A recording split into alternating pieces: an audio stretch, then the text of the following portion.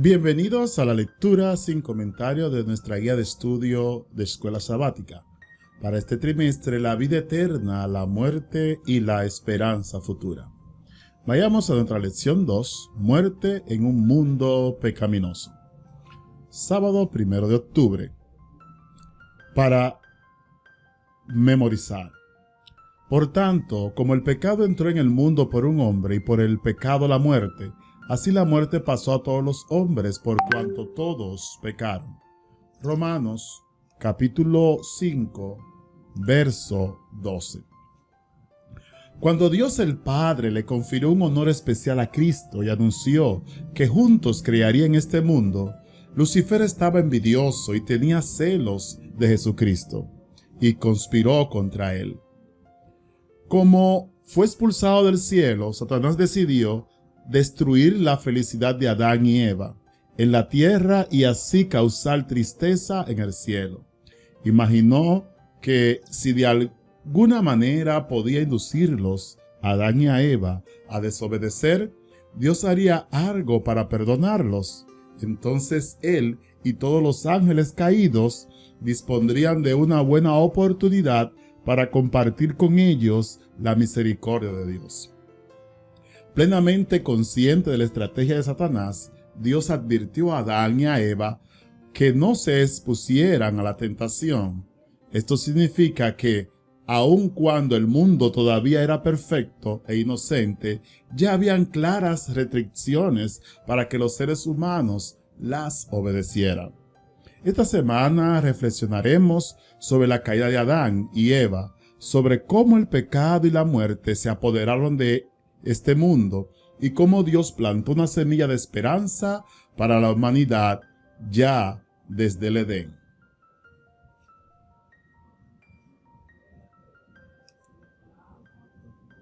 Domingo 2 de octubre. Declaraciones en tensión. El mundo tal como salió de Dios era perfecto. La muerte era una experiencia desconocida para Adán y Eva. En ese contexto, Dios vino al jardín del Edén y les advirtió: de todo árbol del huerto podrás comer, mas del árbol de la ciencia del bien y del mal no comerás, porque el día que de él comieres, ciertamente morirás. Génesis 2, versos 16 y 17.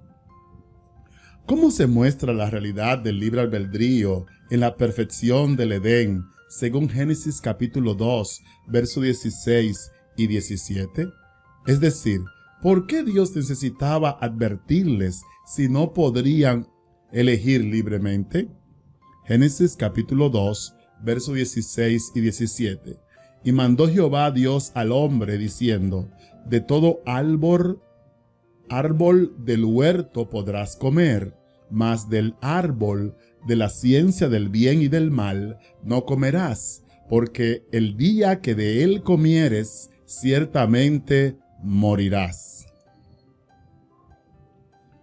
Tiempo después de esta advertencia de Dios, Satanás adoptó la forma de una serpiente y también entró en el Edén. Eva observó que la serpiente comía alegremente el fruto prohibido sin que muriera. Él mismo había comido de ese fruto prohibido y no le había sucedido nada. Lee Génesis capítulo 3, verso 1 al 4. Ponte en lugar de Eva. ¿Por qué estas palabras podían sonar convincentes? Génesis capítulo 3, verso 1 al 4. Pero la serpiente era astuta, más que todos los animales del campo que Jehová Dios había hecho, la cual dijo a la mujer: ¿con que Dios os ha dicho, no comáis de todo árbol del huerto? Y la mujer respondió a la serpiente: del fruto de los árboles del huerto podemos comer, pero del fruto del árbol que está en medio del huerto, dijo Dios, no comeréis de él, ni le tocaréis para que no muráis. Entonces la serpiente dijo a la mujer: no moriréis. Desde la perspectiva de la lógica humana, el argumento de la serpiente podría sonar mucho más convincente que la palabra dada por Dios.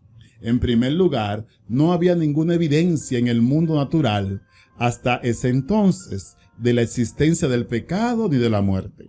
En segundo lugar, la serpiente efectivamente estaba comiendo del fruto prohibido y lo disfrutaba mucho entonces. ¿Por qué Eva debería abstenerse de hacer lo mismo? El mandato de Dios parecía ser demasiado restrictivo y absurdo. Desafortunadamente, al decidir entre las dos declaraciones contrapuestas, Eva ignoró tres principios básicos. Número 1. La razón humana no siempre es la forma más segura de evaluar los asuntos espirituales. Número 2. La palabra de Dios puede parecernos ilógica y sin sentido, pero siempre es correcta y digna de confianza. Y 3. Hay cosas que no son ni malas ni incorrectas en sí, pero Dios las ha elegido como prueba de obediencia. La experiencia de Eva en el jardín del Edén no es un caso único. Todos los días y todo momento debemos decidir entre la palabra de Dios, que para muchos puede ser impopular, y los atractivos seductores de la cultura que nos rodea. Nuestras decisiones tendrán consecuencias eternas. ¿En qué formas la clara enseñanza de la Biblia entra en conflicto con los caminos del mundo? ¿En qué formas la clara enseñanza de la Biblia entra en conflicto con los caminos del mundo?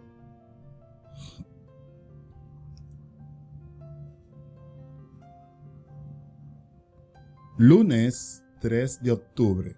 El engaño de la serpiente. Escucha Génesis capítulo 3, verso 1 al 7. ¿Qué criterio utilizó Eva para decidir entre la palabra de Dios y de la serpiente? Génesis capítulo 3, verso 1 al 7. Pero la serpiente era astuta más que todos los animales del campo que Jehová Dios había hecho, la cual dijo a la mujer: ¿con que Dios os ha dicho no comáis de todo árbol del huerto? Y la mujer respondió a la serpiente: del fruto de los árboles del huerto podemos comer, pero del fruto del árbol que está en medio del huerto, dijo Dios, no comeréis de él, ni le tocaréis para que no muráis. Entonces la serpiente dijo a la mujer: no moriréis, sino que sabe Dios que el día que comáis de él, serán abiertos vuestros ojos y seréis como Dios, sabiendo el bien y el mal. Y vio la mujer que el árbol era bueno para comer y que era agradable a los ojos y árbol codiciable para alcanzar la sabiduría, y tomó de su fruto y comió, y dio también a su marido, el cual comió así como ella. Entonces fueron abiertos los ojos de ambos, y conocieron que estaban desnudos. Entonces cosieron hojas de higuera, y se hicieron delantales.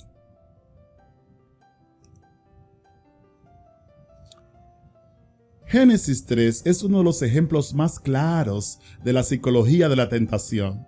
Dios había advertido a Adán y a Eva que si comían del fruto prohibido, inexorablemente morirían. Al asumir la forma de una serpiente, Satanás utilizó varias estrategias retóricas para inducir a Eva al pecado. En primer lugar, generalizó la prohibición específica de Dios. Le preguntó: ¿es verdad que Dios le dijo que no comieran de ningún árbol del jardín? Eva contraargumentó que la prohibición se refería solo a ese árbol específico, porque si alguna vez comían de él o lo tocaban, morirían. Entonces Satanás contradijo la declaración de Dios. Afirmó categóricamente: ciertamente no morirán. Y finalmente Satanás acusó a Dios de ocultarles deliberadamente a ella y a su esposo información esencial. El engañador argumentó: sino que sabe Dios que el día que comáis de él, el fruto prohibido, serán abiertos vuestros ojos y seréis como Dios, sabiendo el bien y el mal. La curiosidad de Eva la llevó al terreno encantado de Satanás. Allí se vio obligada a decidir entre permanecer fiel al mandato restrictivo de Dios o aceptar los seductores encantos de Satanás. Como dudó de la palabra expresa de Dios, utilizó sus propios sentidos, el método empírico de la observación personal para decidir entre las dos declaraciones en conflicto. En primer lugar, vio que desde una perspectiva nutricional, el árbol era bueno para comer. En segundo lugar, desde un punto de vista estético, vio que era agradable a los ojos. En tercer lugar, a partir de un análisis lógico, el árbol era codiciable para alcanzar la sabiduría. Por lo tanto, en su mente, sin duda, tenía buenas razones para hacer caso a las palabras de la serpiente y comer del árbol prohibido. Desgraciadamente, esto fue lo que hizo. Algunos argumentan que todas las formas de conocimiento son válidas, siempre y cuando retengamos lo bueno. Pero las trágicas experiencias de Adán y Eva en el jardín del Edén demuestran que el conocimiento en sí puede ser muy perjudicial. Hay algunas cosas que, de hecho, es mejor que no sepamos. ¿Qué nos enseña este relato sobre lo fácil que es racionalizar y justificar nuestras decisiones pecaminosas?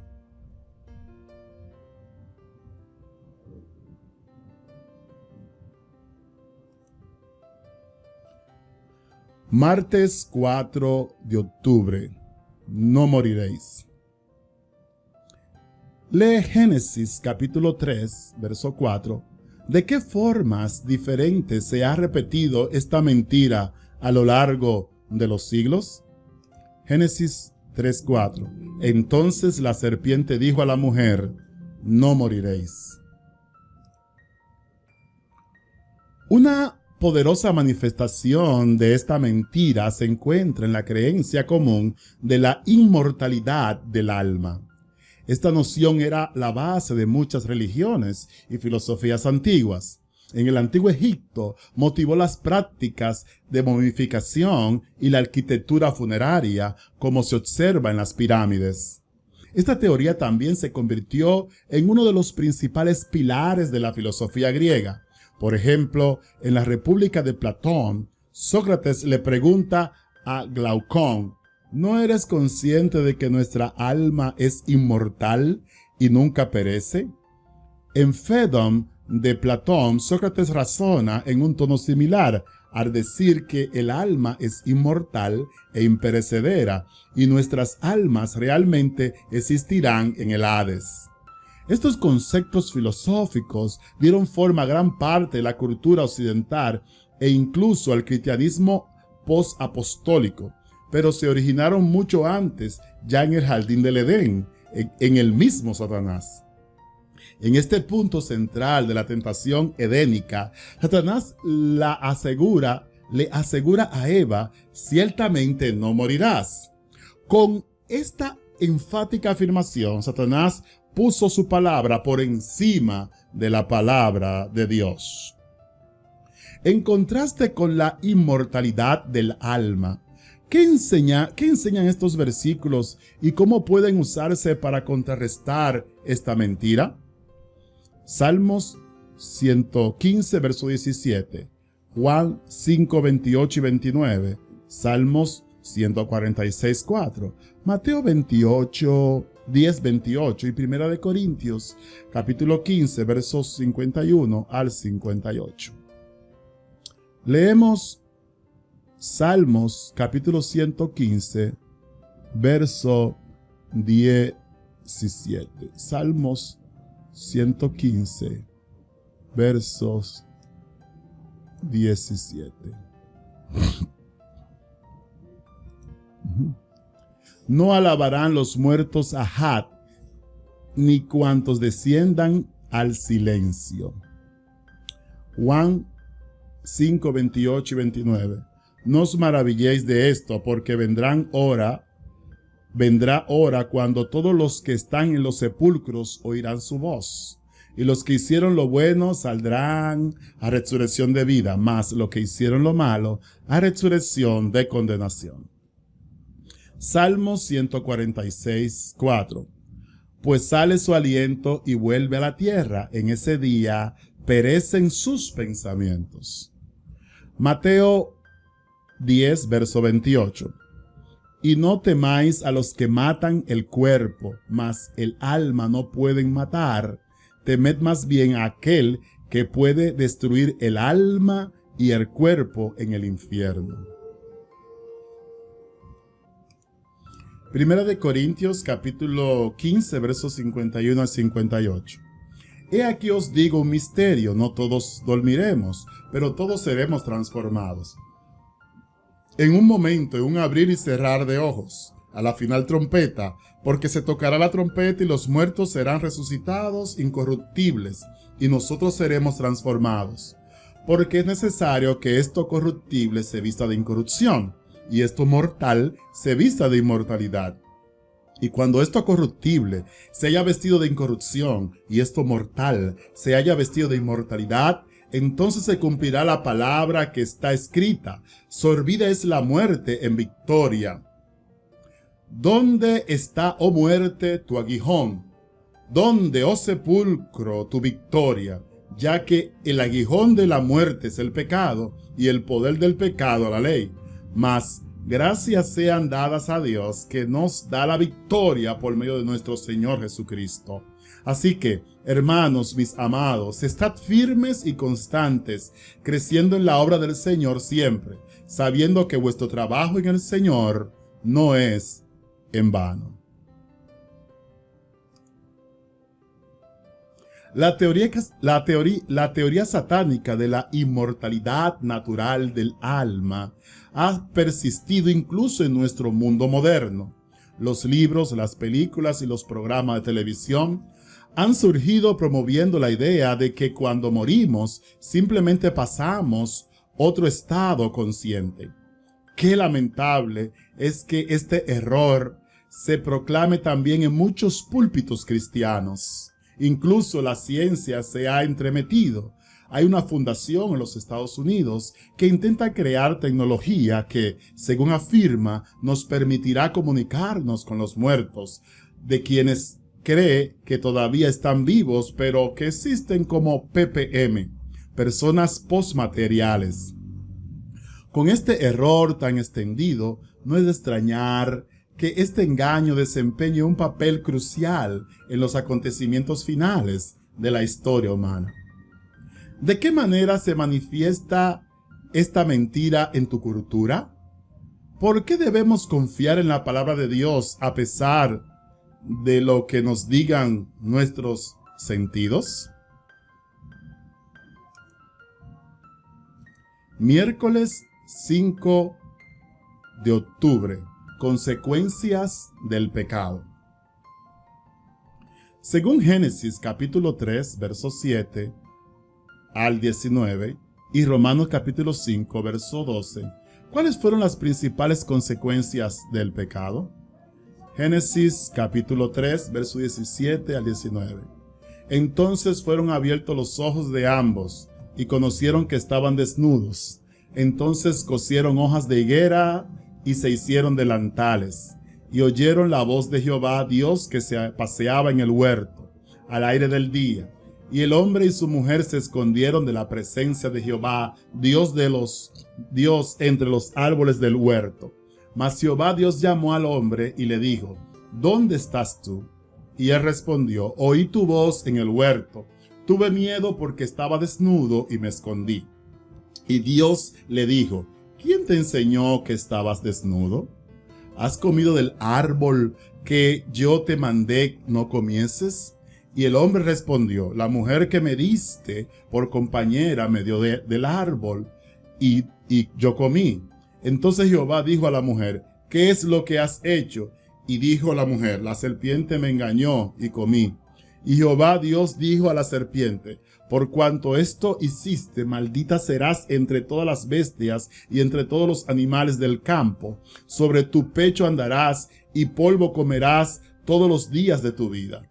Y pondré enemistad entre ti y la mujer, y entre tu simiente y la simiente suya. Esta te herirá en la cabeza, y tú le herirás en el carcañar. A la mujer dijo: multiplicaré en gran manera los dolores de tus preñeces. Con dolor darás a luz los hijos, y tu deseo será para tu marido, y él se enseñoreará de ti. Y al hombre dijo: por cuanto obedeciste a la voz de tu mujer, y comiste del árbol que te mandé diciendo: no comerás de él, maldita será la tierra por tu causa. Con dolor comerás de ella todos los días de tu vida. Espinos y cardos te producirá, y comerás planta del campo. Con el sudor de tu rostro comerás el pan hasta que vuelvas a la tierra, porque de ella fuiste tomado, pues polvo eres, y al polvo volverás. Romanos capítulo 5, verso 12. Por tanto, como el pecado entró en el mundo por un hombre, y por el pecado la muerte, así la muerte pasó a todos los hombres, por cuanto todos pecaron. Cautivada por el persuasivo discurso de la serpiente, Eva no previó las grandes consecuencias del curso que estaba siguiendo. En sí, el acto de comer del fruto prohibido no era tan significativo como lo que realmente representaba. Con ese acto de desobediencia, Eva puso fin a su lealtad a Dios y comenzó a ser leal a Satanás. Génesis 3 describe la caída de Adán y de Eva y algunas de sus consecuencias más trágicas. Desde una perspectiva teológica, ambos contrajeron teofobia, tener miedo a Dios, y se escondieron de él. Desde una evaluación psicosocial, se avergonzaron de sí mismos y comenzaron a acusarse mutuamente. Desde un punto de vista físico, sudarían, sentirían dolor y finalmente morirían. Y desde una perspectiva ecológica, el mundo natural se iría degenerando. El jardín del Edén ya no era el lugar hermoso y agradable que solía ser. Cuando vieron en la caída de las flores y las hojas los primeros signos de la decadencia, Adán y su compañera se apenaron más profundamente de lo que hoy se apenan los hombres que lloran a sus muertos. La muerte de las delicadas y frágiles flores fue en realidad un motivo de tristeza, pero cuando los bellos árboles dejaron caer sus hojas, la escena les recordó vívidamente la dura realidad de que la muerte es el destino de todo lo que tiene vida. Adán y Eva no murieron inmediatamente, en el sentido de dejar de existir, sino que ese mismo día recibieron su sentencia de muerte. El Señor dijo a Adán: con el sudor de tu rostro comerás el pan hasta que vuelvas a la tierra, porque de ella fuiste tomado, pues polvo eres y al polvo volverás. De hecho, la caída tuvo trágicas consecuencias para toda la humanidad. El apóstol Pablo explica que, como el pecado entró en el mundo por un hombre, y por el pecado la muerte, así la muerte pasó a todos los hombres, por cuanto todos pecaron. Lo triste y doloroso es que así como la humanidad sufrió a lo largo de todas las edades, hoy también sufrimos las consecuencias de lo que sucedió en el Edén.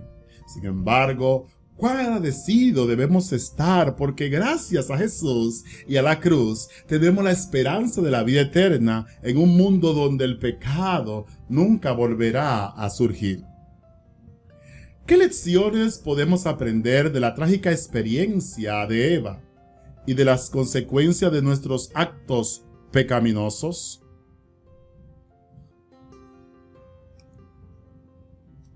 Jueves 6 de octubre. La primera promesa evangélica. Escucha Génesis capítulo 3, verso 15 al 21. ¿Qué esperanza podemos encontrar en estos pasajes para toda la humanidad?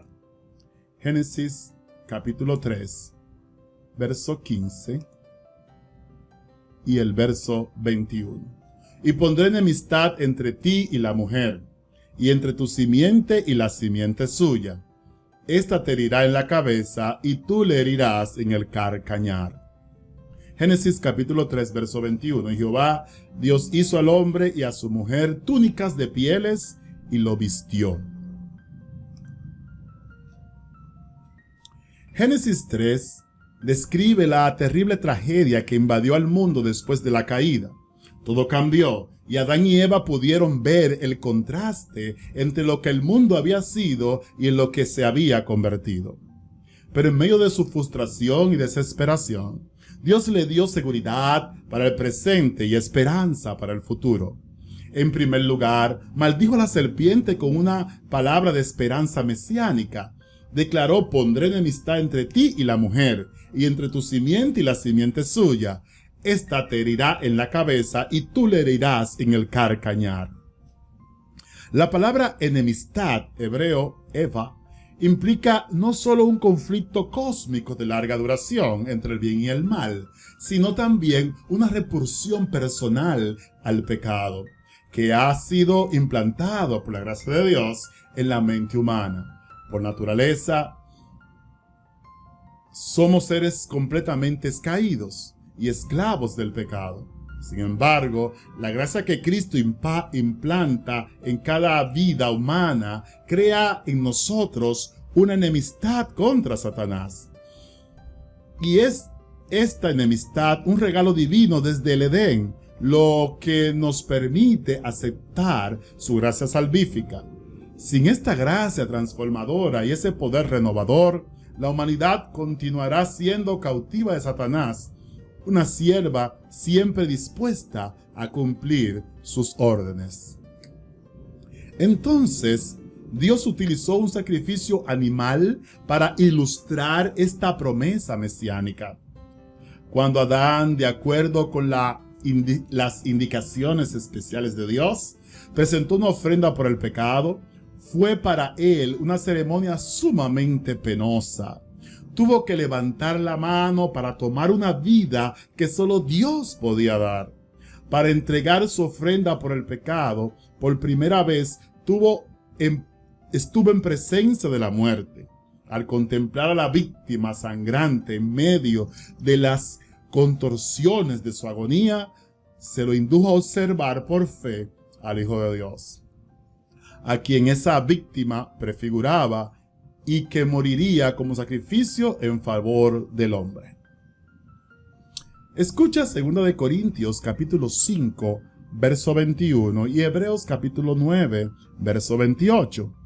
¿Qué enseñan estos textos sobre lo que se reveló por primera vez en el Edén? Al que no conoció pecado, por nosotros lo hizo pecado, para que nosotros fuésemos hechos justicia de Dios en él. Hebreos capítulo 9, verso 28. Así también Cristo fue ofrecido una sola vez para llevar los pecados de muchos, y aparecerá por segunda vez en relación con el pecado, para salvar a los que le esperan. Adán y Eva abandonaron el jardín del Edén sabiendo que finalmente morirían. Pero no se marcharon desnudos ni con sus hojas de higuera. Dios mismo les hizo túnicas de pieles y hasta los vistió, un símbolo de su justicia protectora. Por lo tanto, incluso entonces del mismo comienzo en el mismo Edén, el Evangelio le fue revelado a la humanidad.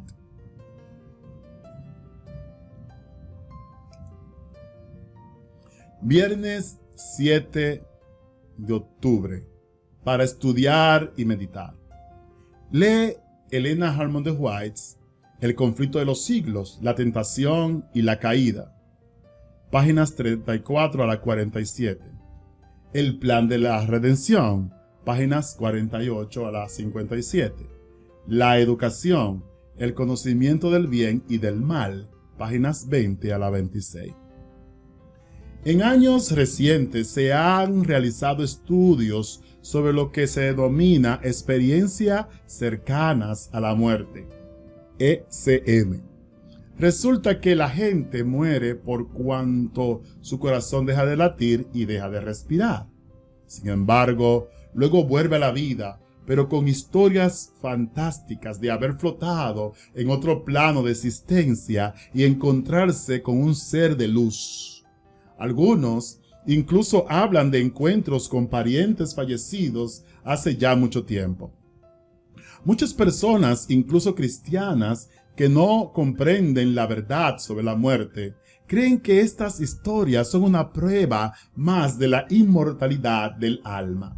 Sin embargo, y esta debería ser la advertencia más clara de que algo anda mal, la mayoría de los que tienen estas experiencias afirman que los seres espirituales que conocieron durante las SM les dieron palabras reconfortantes, declaraciones agradables sobre el amor, la paz y la bondad. Pero no escuchan nada sobre la salvación en Cristo, nada sobre el pecado y nada sobre el juicio.